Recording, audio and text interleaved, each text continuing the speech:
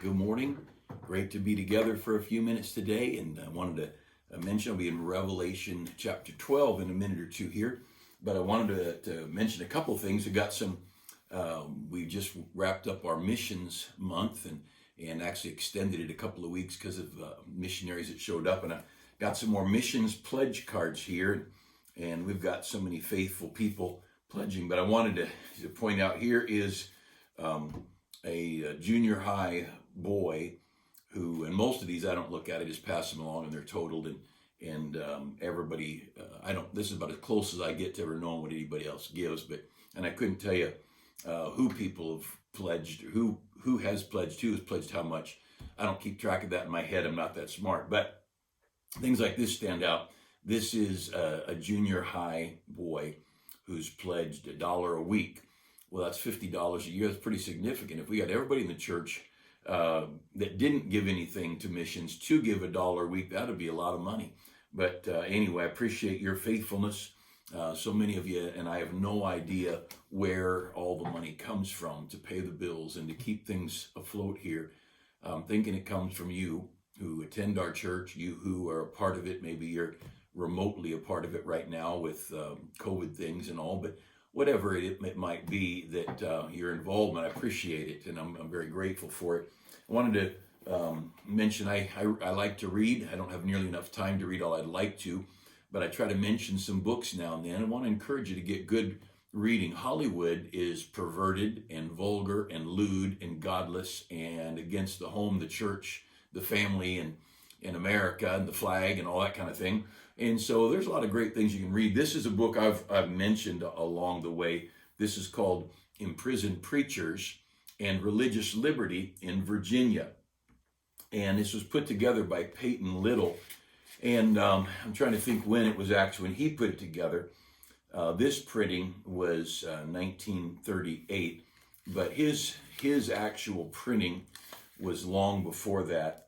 But he did the research and put things together going. His 1938, okay, June 7th, 1938 is when Lewis Peyton Little put this together. He did the homework and found the actual letters, the records in town halls, and this is an amazingly well-documented book. It starts at 1607, and actually there's some reflections back a little before that, I think, and goes up through 1778. And basically it's all about what went on in Virginia. And again, understanding God has a plan and a purpose. So you've got these are just atrocities. I can just read you a few of the things that went on.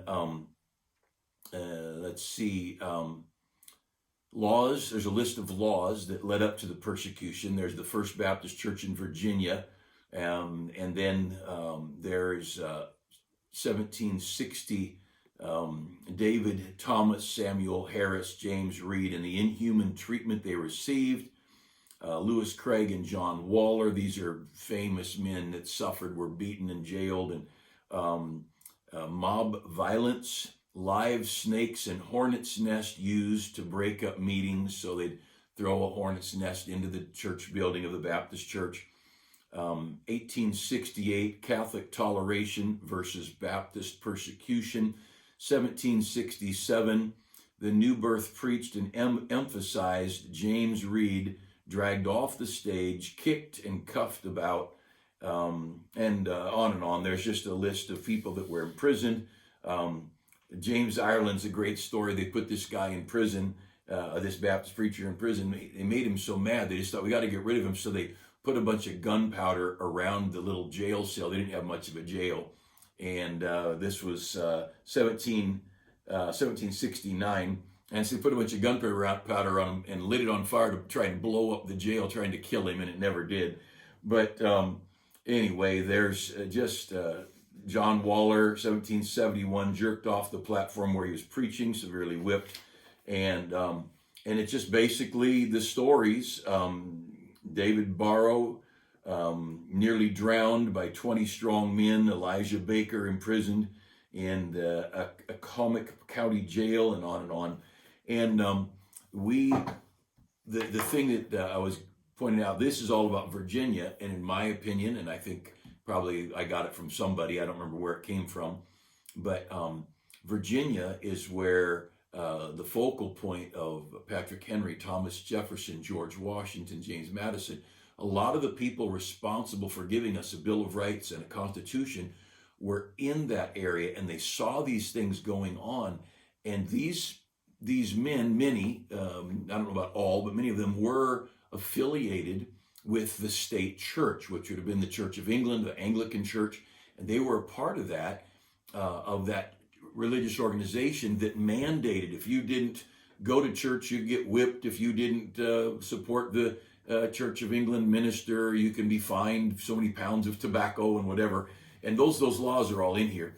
But with our founders, people that, not the founders, the framers, those who put together the Constitution, with them seeing the abuse, seeing the jailing and the outlawing of just people having an opinion, writing of laws to punish those who differed from the government. And that's where we got our Constitution and our Bill of Rights, was from the very place all this persecution. There's persecution all over the colonies, but it was really centered in Virginia. And it just makes sense that the darkest hours, the most suffering, the most injustice would happen, that would bring to light in the eyes of men the great need for liberty. And these brilliant men who wrote our Declaration and then wrote our Constitution and our Bill of Rights, these men who put this together, it's the seeing of wrong that allowed them, that pushed them over the other side. And there's every injustice we face, every wrong we go through. I preached this on Sunday morning not long ago. Every inch of difficulty and awkward and unfair that you and I face, God is in charge of those things.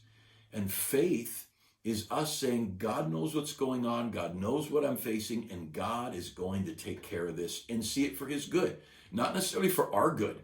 You know, all things work together for good to them that love God, who are called according to his purpose. Well, you know, it might not necessarily make me be good now, you know, cancer or car accidents, whatever, but it is good for me eternally. It's good for the cause of Christ. It's good for the glory of God. It's good for the salvation. There's an awful lot of good besides me feeling good.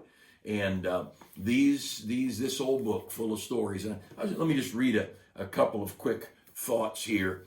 I put a mark here where I was glancing last night.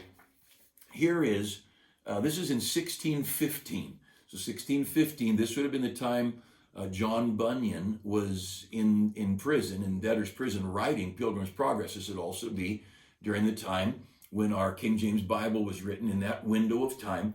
So this is 1615, and here is a law. It was a code, like we have code enforcement. Here's a code in the colonies, in the Jamestown colonies. There is not one man or woman in this colony, now present nor hereafter, but shall give an account of his or their faith in religion, and repair to the minister, that by his conference with them he may understand whether heretofore they have been sufficiently instructed and catechized in the principles and grounds of religion, whose weaknesses and ignorance therein the minister finding and advising them in love and charity. So every single person in the colony, in the Jamestown colony, was to go to the minister, basically give their testimony. He was to question them. If they have any things that they're unclear on doctrinally, he was to lovingly teach them and instruct them in the Word of God. But it goes on. And that sounds great so far, doesn't it? But it's a law. You have to do that. And he goes on. They must repair to him often to rescue their greater measure of knowledge. And if they shall refuse, anybody who won't go to him, and give notice, the minister will give notice to the governor or the chief officer of the town or the fort, wherein he or she and the parties so offending shall remain. The governor shall cause the offender for the first time of refusal to be whipped. The second time, so now the preacher goes to him and says, look, we need to meet, and if he doesn't come, he's going to be whipped twice. And then he's going to, after the second time, he's supposed to acknowledge his fault upon the Sabbath day to the assembly of the congregation. The third time he refused to get together with the preacher, he'll be whipped every day until he's made the same acknowledgement and asked forgiveness of the same, meaning from the church or from the minister, I'm not sure which, and shall repair to the minister to be further instructed, and upon Sabbath when the minister shall catechize, and of him demand any questions concerning his faith and knowledge, he shall not refuse to make answer upon the same peril or the same punishment. This is 1615 in America, and it's not, that's where we got the Bill of Rights today, the freedom of speech, the freedom of free exercise of our religion. There was such injustice that came over, and sometimes people pick on the early America. They had this wrong and this wrong. Well, they were coming from a place where everything was wrong, and they were having to build a nation starting from the ground up. I know a little bit about construction, but if you want me to build a house from foundation all the way to the top, there's going to be some mistakes. Let me build a dozen of them, I might get better. But then ask me to build a 3-story one with earthquake supports, no way. That's what you get engineers for. And so these were people forming a nation, and they didn't know how to do it. It was all new. They'd studied history, and they were very educated. But it started out rough, and we did get better, and that's why we got the greatest nation in the world. And the devil's crowd hates America because they hate, this is why America's hated, because the devil's crowd hates liberty. The devil's crowd hates the family. The devil's crowd hates the church. The devil's crowd hates the gospel. The devil's crowd hates babies growing up learning about Jesus. And the devil's crowd hates Jerusalem and Israel and the people of Israel. And all those are things that a strong America believes in. So of course we've got enemies sown within, and of course we've got hatred from an ugly, godless world around us. Don't be surprised. This Bible we read is a book of teaching of morality and decency, and we preach it around the globe. Here's another quick, this is 1659, and here's just certain events that took place. 1659, when the Quakers first made their appearance in Virginia, and the Quakers were independent. They were dissenters. They wouldn't join the Church of England, and they were an organization, but they were independent from other denominations and things. And so they were a problem because they weren't going to buckle under the government telling them what to do and what not to do in regard to religion. And it says, made their first appearance, the utmost degree of persecution was exercised toward them. The masters of vessels were subject to heavy penalty if they brought one into the colony. So if some Quaker paid their passage and you brought them to the colony and dropped them off, the guy who brought them was going to be penalized. And when they got to the colony, number one, they were imprisoned, and they were imprisoned without bail. And then they were required to depart the colony as speedily as possible. And they weren't even, in 1659, in Virginia, Quakers weren't even allowed to be there. Now they were, but it was against the law. And you know what? They were still doing it. And that's why I think in our churches in America, we've got to make some very serious decisions. When will we stop having church? And look with me at Revelation chapter 12. Revelation chapter 12. And this is an appearance. Of course, this is going on in heaven, and some of it's revelations in heaven, some of it's on earth. And it says in verse 10, Revelation 12:10, and I heard a loud voice saying in heaven, now has come salvation and strength in the kingdom of our God and the power of his Christ, for the accuser of our brethren is cast down, which accused them before our God day and night. And they, the brethren, overcame him, the accuser or Satan, by the blood of the Lamb and by the word of their testimony. And they loved not their lives unto the death. And that's the point. They loved not their lives to death. Now there's a guy, Mike Christian, who was in Vietnam, 1967. He was a POW, shot down with many others, POWs in Vietnam. And Mike became well known in America for the story of how he'd taken little bits of cloth and straw, and he'd sewn a little flag about this big, an American flag. And every morning and every evening, they would take that flag out, and the guys in his little group, excuse me, the guys in that group would say the Pledge of Allegiance to the flag. Many of these men, they were in solitary confinement for months, some of them for years. Sometimes the great reward, they got to hang out. They got to be in a cell with 2 or 3 other Americans, 2 or 3 other prisoners. What a precious thing when they left a couple of years of solitary confinement and they got to talk to somebody and to find a little bit of camaraderie. They were beaten. These guys were beaten. They were tortured. They were abused in every way imaginable. Of course, many of them died. And our servicemen did this willingly. They suffered for our flag. Mike Christian, when they found that flag that he had made, they drug him out, destroyed the flag, tortured him, beat him. And when he got out of solitary and got back in with the group, as soon as his wounds were healed up enough that he could move around, the guys in there with him said he made another flag, and we began to pledge allegiance to the flag. And that's a great patriotic story, and noble men who love our country and love our flag and love what America, the freedom. I mean, the only reason, I don't know what governments were doing, but the reason a normal person in basically the wars that we've been involved in my limited knowledge of history, is somebody is being a bully, taking away the freedom of someone else. And we, as our military, we're going to give freedom a chance. And of course, in America, who do you fight and how do you go to war with that in America today? But the point is, since 1975, when I got saved, we're seeing our faith so shaken, and America hasn't suffered. We haven't had to pay a price for our freedom.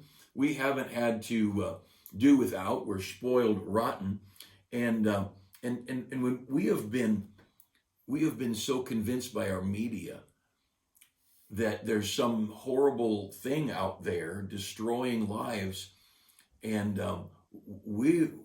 for this book, we're not willing to get the flu.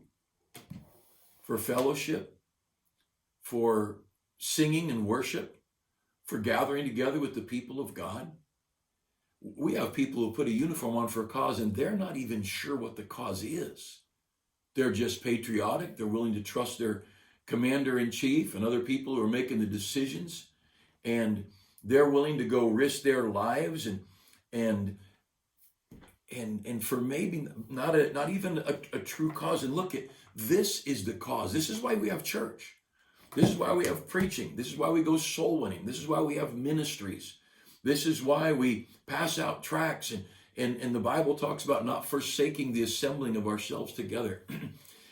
Just think about our prayer life. In the average, you think through things that most people say, could you pray with me or pray about this or pray about that? Most of our prayers in America's Christian circles, if we pray, it's health, wealth, and happiness. It's basically, my kid's struggling, my job is a question mark, we're thinking about moving, would you pray about my health, my parents' health? It's all the stuff an unsaved guy builds his life around. And I couldn't tell you the last time, I can't remember, I'm sure it's happened, but I can't remember the last time a preacher sent me a text or called me and said, hey, would you pray that we've not been seeing many people saved in our church, would you pray that we would see people saved and baptized? I can't remember the last time a church, someone in leadership in a church sent me a text, hey, be praying for us, would you? We're asking God to call some young people to the mission field. But I can tell you, especially the last 8 months, boy, I don't know how many prayer requests I've had. Pray, I've got a lady in my church with COVID. I got a man in our church. We've had 6 cases of COVID in the church, so we shut the church down, and we're not having any services. We're doing everything online. And I think, man, what are we thinking? Now, if your health is at risk and you think you need to stay home, stay home. But for us to eliminate church, forever, as far as I know, we have been people where if you're, a cane, why do you use a cane? Because you're not walking real stable. Why are you in a wheelchair? Because your legs are not working real good. Or use a walker because maybe you'll fall. It's up to the individual to do things to take care of them, and you may need to stay home because of whatever illness or risk of illness or whatever. But for us to take the whole church and just shut the thing down, so there's no worship, there's no praise, there's no public preaching, and again, this has been going on for 8 months or whatever, however long we want to say it is. And I personally have yet to know anyone that died from this. They're 99+% survival rate. Now, I know I have friends who've had people die. Brother Valdez, our Spanish pastor, had a dear friend of his down in Mexico die. I'm not saying nobody's died, but I know a lot of people. I've got friends around the globe in many continents and many countries. And of course, many in America. I don't know anybody who's died. I know some folks who've been sick. I know some who are pretty sick, sick enough to be in the hospital, just a few. But the ones that were in the hospital, they're all well, back in their churches and in fellowship and all. These people down here in Revelation 12, it says they love not their lives unto the death. I think we love our lives an awful lot. Now, I don't want to hurt. I certainly don't want to hurt. I'm a sissy for pain. I don't want to be sick. I don't want to have any part of my, I don't want arthritis. I don't want head problems, migraines, none of us want that.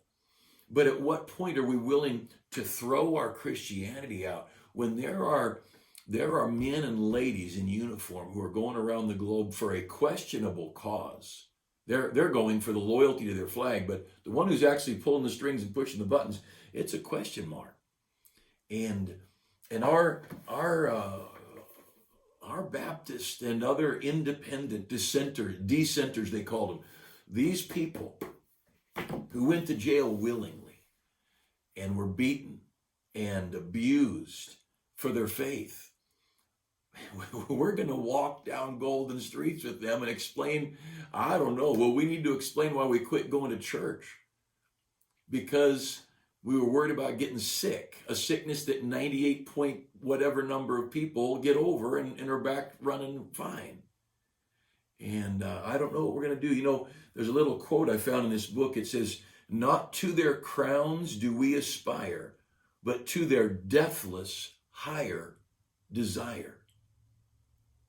Now, we've got to make some decisions. Look over to Hebrews chapter 11. Hebrews chapter 11. And while you look there, there's a man, he's in this book, and I believe his name was John Waller, but I mix these guys up sometimes. But he was in his pulpit, and the constable rode his horse into the church with several others, whipping at the pastor, grabbed the pastor out in the pulpit, grabbed him by the hair, turned his horse around and dragged the pastor down the aisle, took him out, beat him, nearly drowned him, and when the pastor was thoroughly beaten, he comes staggering back, and the congregation is sitting there. Now, look, if somebody drags me out into the building, I don't know what I want you to do, but I hope you don't just sit there. But if you do, that's all right. He comes back into the pulpit, and they're asking him, "Are you okay?" And he said to turn to a certain passage, bloodied and beaten, and he preached. The text he preached on was that the oil that God used in anointing oil and the precious oil was to be beaten from an olive. And and he said the precious oil is beaten out of us. And man, what kind of Christianity is this? And he just went back in preaching. He didn't even wash his face off. And understand, folks, we've got a great faith. And we have a great God. We have a great book. And we have great commandments. And again, I've never told anyone to go, not go, whatever. But I am concerned about churches just shutting down. And everybody's got to make their own decision what they're going to do, how they're going to do it. But we have got to make some decisions about witnessing, passing out tracts, about praying, about preaching the gospel. And there's something real about our faith. Look at Hebrews chapter 11. Let me just challenge you a little bit. Hebrews chapter 11, and look down at verse 36. Hebrews 11:36. Others, this is talking about the people of faith in the Old Testament. Others had a trial of cruel mockings and scourgings, yea, moreover, of bonds and imprisonment. They were stoned, they were sawn asunder, they were tempted, they were slain with the sword. They wandered about in sheepskins and goatskins, being destitute, afflicted, tormented, of whom the world was not worthy. They wandered in deserts and in mountains and in dens and in caves. These are people that, and by the way, that is during the dark ages as well as in other ages. And I've mentioned this before, but I want us to become familiar. You and I have a faith. If you've trusted Christ, we have been brought into a very sacred trust, and into a relationship that was purchased with blood, and the payments have been made in blood. A famous little booklet on the history of the Baptists called The Trail of Blood, and it just documents story after story. And I want to encourage, as we sit and think today, what is it that we have inside? Do we have faith enough that will move us if it's at risk of comfort? Do we have faith that will move our wallet enough that it is at risk of security? Do we have faith enough that will move us to witness, to pass out a tract? I reached for my pocket, but I took my tracts out, trying to be better on video here. But are we willing to just carry a gospel tract? Are we willing to read our Bible? Maybe at home, might be difficult at your home because of who you live with, to read your Bible. Look, people around the world are in prison. When Brother Esposito was here, he's got a friend who's been, at that time, was 11 months in prison just for being a preacher. And I want to ask us all to consider, are we so concerned about being safe and secure? And is this body so precious that this book becomes second in importance, or third or fourth or fifth? Is this body so precious that the commands of God become unimportant because the health of my body is very important? I mean, look what God did to his own son. God allowed Jesus to be beaten beyond words, the disciples beaten, jailed, and they rejoiced that they were counted worthy to suffer. And I want to challenge you, think this thing through. Our faith in this book ought to move us to action and to behavior. And you've got to figure it out. This is all between you. The reason we have FM to our parking lot and live streaming to the homes and church in the auditorium and overflow rooms for those who want more social distancing and people can come in with masks. We believe in freedom. We want everybody to get what they want. They want to sit outside, a little more distant, wherever, whatever works. We want you to make the decision on it, but I want to challenge you. What are we willing to do? What are we willing to risk for obedience to the faith? And only you know that. I couldn't tell you, and it's not my job to tell you like that. But I want you to understand, this old body, I'm 63, and at 63, this body is not worth much. This old body, it's becoming a big pain. And you that are older than me, you know that. This body, my brother turned 65, and he said everything started falling apart. And this body, why would we be body worshipers when the thing, it quit serving us? And now we're serving it. We're doctor visits and vitamins and this and that, and we pamper it and baby it, trying to get it to, it's like an old car. We're trying to get it to putter along a few more miles. This body's caused us no end of sleepless nights and difficulties. And with our faith in Christ, that thing's eternal. And we start thinking, what are we making our decisions? What's the most important thing? And I want to encourage you. Let me read that little 2-line rhyme from this book on imprisoned preachers. Not to their crowns do we aspire, but to their deathless high desire. That's the main thing we want. I hope you have a great day. Let's think through this thing. How precious is our faith? And what are we willing to spend on our faith? And we'll spend a lot of money in a car, a house, some nice thing that we have. What will we spend on our faith? And you think through and ask God's direction, what you can do, how you can do it. I hope you carry tracts. I hope you talk to people about Jesus. And I hope you smile through your mask or whatever and let people know that you care.